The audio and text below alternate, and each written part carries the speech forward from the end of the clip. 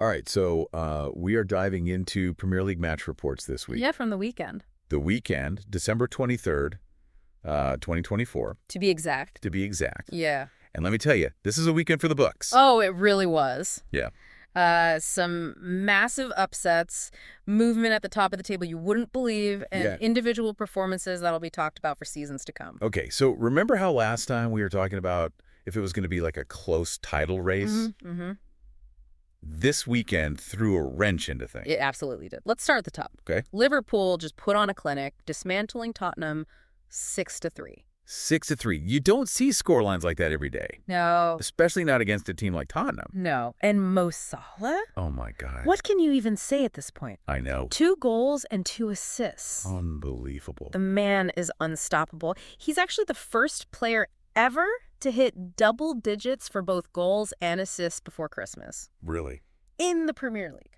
Wow. That puts into perspective how dominant he is. It does. And this win also puts them 4 points clear at the top of the table. Which is significant, but you know they've been in this position before. It's their first time being top at Christmas since the 2020-21 season. Didn't they bottle that one? They did. Yeah. In fact, they've only won the title once in the last 7 times they were leading at Christmas. So is this dominance a good omen or just a statistical quirk? We'll have to see. I guess we'll have to see. All right, well, while Liverpool is cruising, Chelsea hit a little bit of a speed bump. They did. Their 5-match winning streak came to a screeching halt with a frustrating 0-0 draw at Everton. Everton. I mean, come on. You did. This was their chance to capitalize on Liverpool's slip-up earlier in the season. Absolutely. A win would have sent them top of the table for the first time in nearly 3 years. Wow. Now the pressure's really on to keep pace. And speaking of pressure, how about Manchester United? They got absolutely rocked by Bournemouth. Yeah. Losing 3-0 at Old Trafford. 3-0.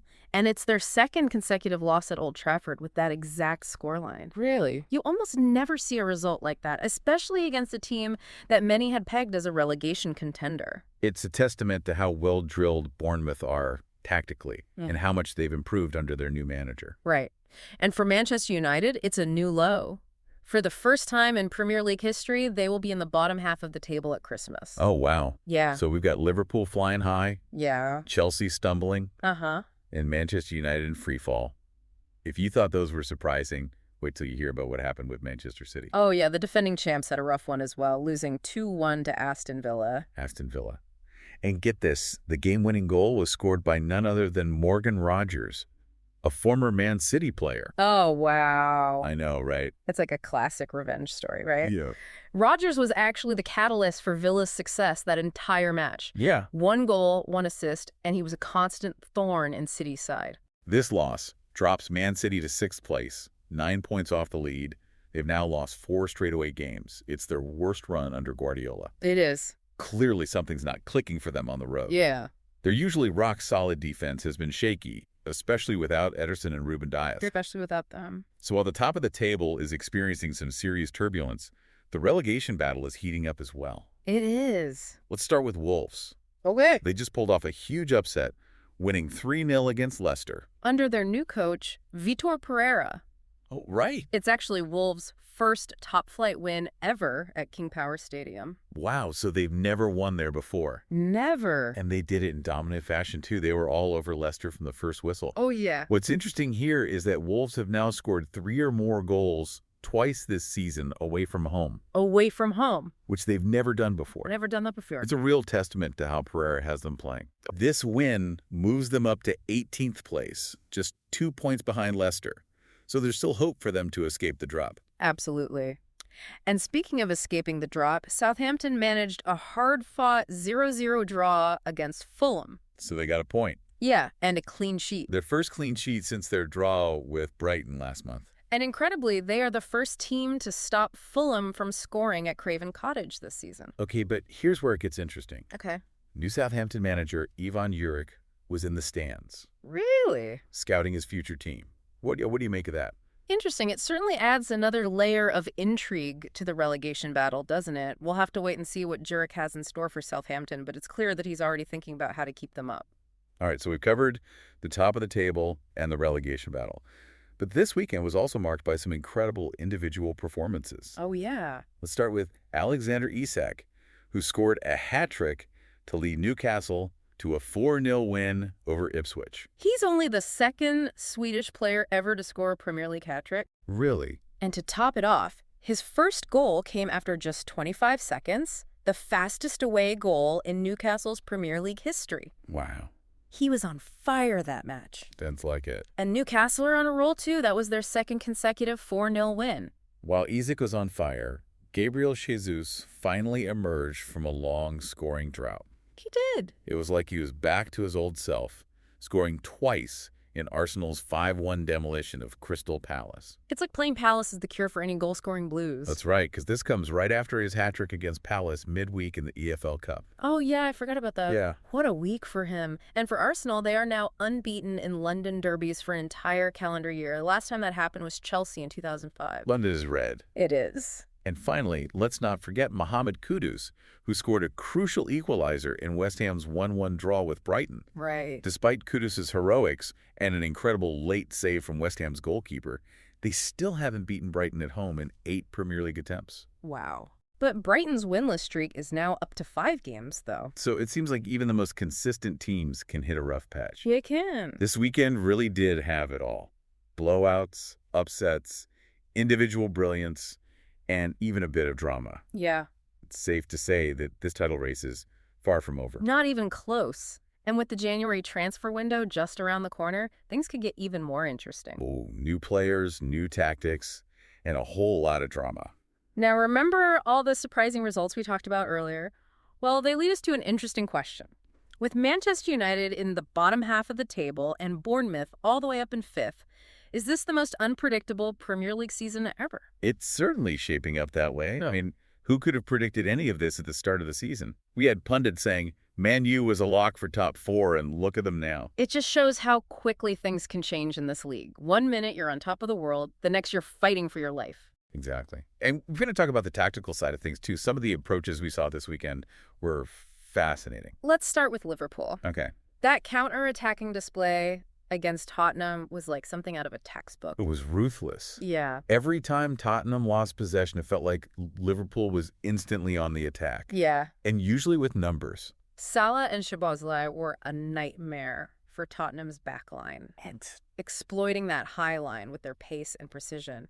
And let's not forget Alexander-Arnold. Oh, yeah. How could we? Those crosses were just begging to be headed in. He was dictating the tempo of the entire match. 2 assists, and it could have been more. It could have been. If his teammates had finished a few more of those chances.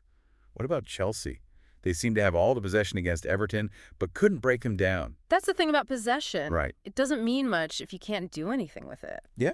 Everton sat deep, defended compactly, and forced Chelsea into a lot of sideways passing. Frustrating for Chelsea, but smart from Everton. They knew their strengths and played to them. And you got to give credit to Jordan Pickford, too. Oh, yeah. He made some huge saves. Pickford was immense. Now, let's talk about Bournemouth and that shocking win at Old Trafford. Their high press was relentless. They gave Manchester United 0 time to breathe. Right.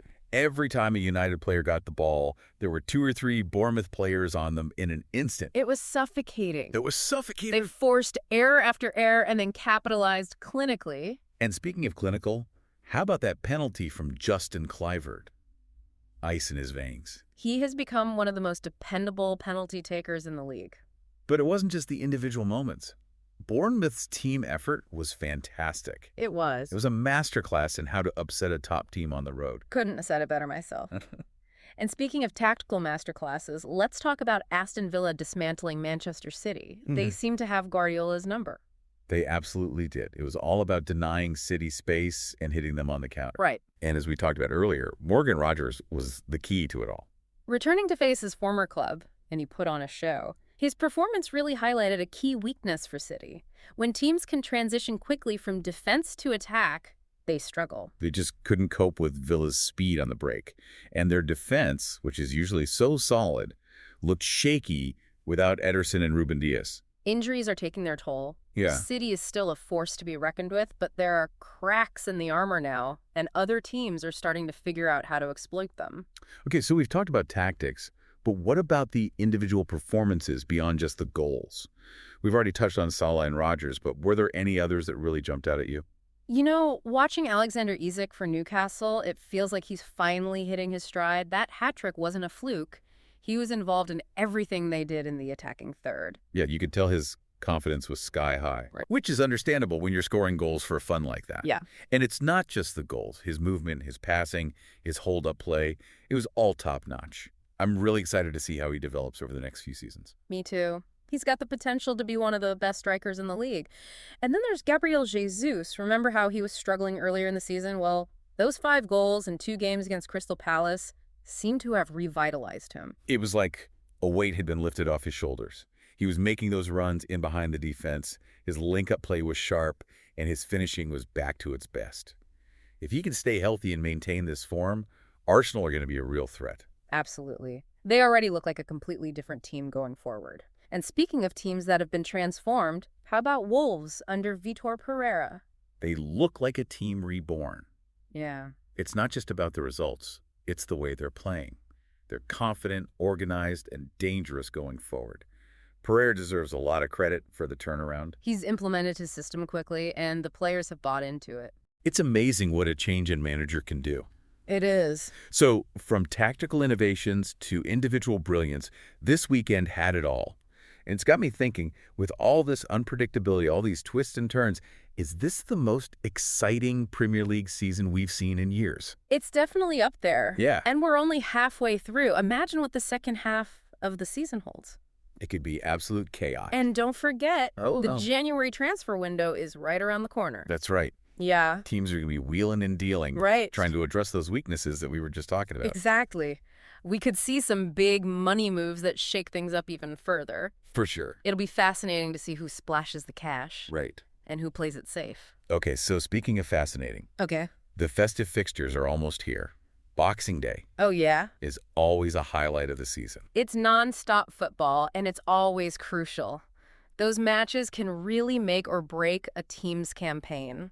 Liverpool hosting Leicester, Yeah. Chelsea facing Fulham, Manchester City trying to bounce back against Everton. It's going to be a feast. It's going to be a feast. It's going to be a test of depth, too. Is. With games coming thick and fast, Right. managers will need to rotate their squads, keep players fresh. Yeah. Injuries and fatigue can really derail a team's momentum this time of year. Oh, for sure. So much can happen in the next few weeks. Yeah. It feels like the Premier League title race is wide open. It really does.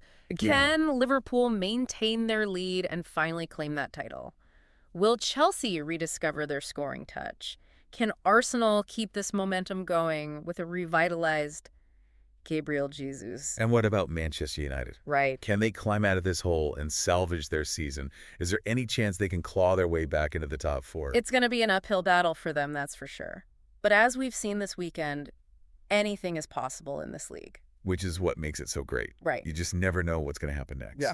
Exactly. Every match is a potential upset. Every goal can change the course of the season. It's why we love the Premier League. This was quite the weekend. It was. Gave us a lot to think about. It certainly did. A top-of-the-table shakeup, relegation battles, tactical masterclasses, individual brilliance, and a whole lot of drama. This deep dive has been a wild ride, and I can't wait to see what unfolds in the second half of the season. Me neither. So, to all you listeners out there, keep your eyes peeled because the Premier League is about to get even more interesting.